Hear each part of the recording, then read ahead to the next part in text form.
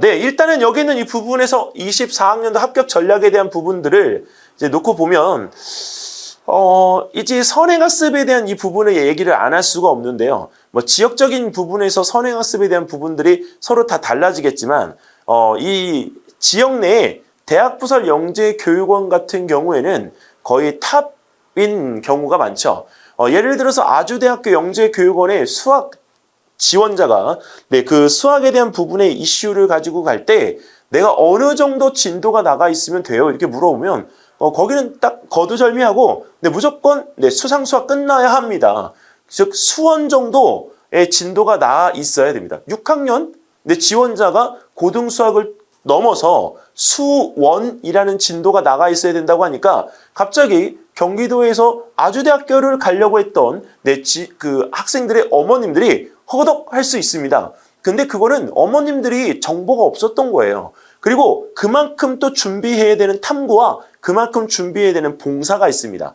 그러니까 선행학습이라고 하는 부분에 대한 것들이 꼭 필요한 경우인 거죠. 그런데 교육청이나 영재학급 같은 경우에는 본인의 기본적인 학습에 대한 부분에 학년에 맞게끔 한 것이 매우 중요하고요.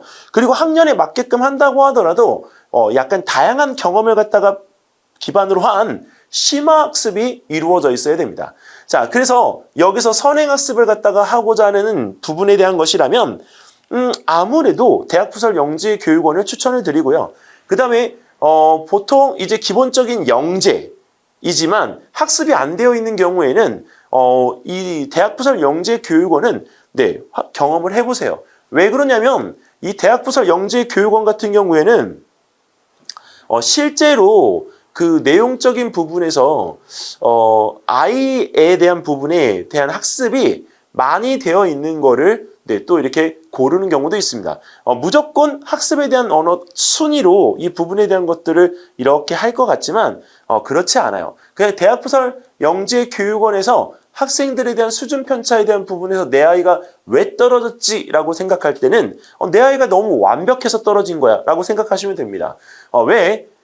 일단은 그만큼에 해당되는 아이들을 선별해서 고르는 게 굉장히 중요하다고 보거든요. 너무 빠른 친구들이 들어와도 학습적인 흥미를 잃기 때문에 오히려 영재교육원에 다니는 것이 또 아닐 수도 있습니다. 자, 그래서 선행학습에 대한 경험적인 부분이 충분한 경우와 그다음에 선천적인 영재에 대한 부분들에 대한 것들을 놓고 보면 오히려 대학부설 영재교육원 준비할 때는 선천적인 영재보다는 선행학습에 대한 부분이 좋다. 그래서 오히려 선천적인 영재기가 있는 친구들의 경우에는 선행학습을 하지 않았을 때는 너무 급해하지 마시고요. 아까 말씀드린 것처럼 영재교육원에 대한 어떤 성향을 따져보시고 아니면 교육청 영재교육원에 첫 발을 디디시고 나서 나중에 대학부설 영재교육원에 다시 한번 도전해 주시면 되겠습니다. 너무 실망하지 않으셔도 돼요. 왜? 영재교육에 대한 이 부분에 대해서 이제 하다가 보면 학생들에 대한 이 영재력이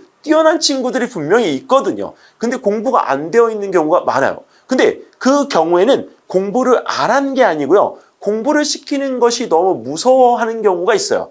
부모님들의 입장입니다. 근데 그런 경우에는 조금씩 다양한 경험을 시키도록 해주세요. 어쨌든 이 공부를 하다 보면 영재력이 높은 친구들 같은 경우에는 공부의 학습 속도가 굉장히 빨라질 수가 있기 때문에 일단은 이 선천적인 영재 친구들은 나중에 후에 가서 무엇인가 결과가 반드시 나오게끔 됩니다. 그래서 첫 번부터 너무 빠르게 가지 않도록만 해주시면 되겠습니다. 자, 그 다음에 두 번째는 초등영재원에서 중등영재원에 대한 이 부분의 코스인데요.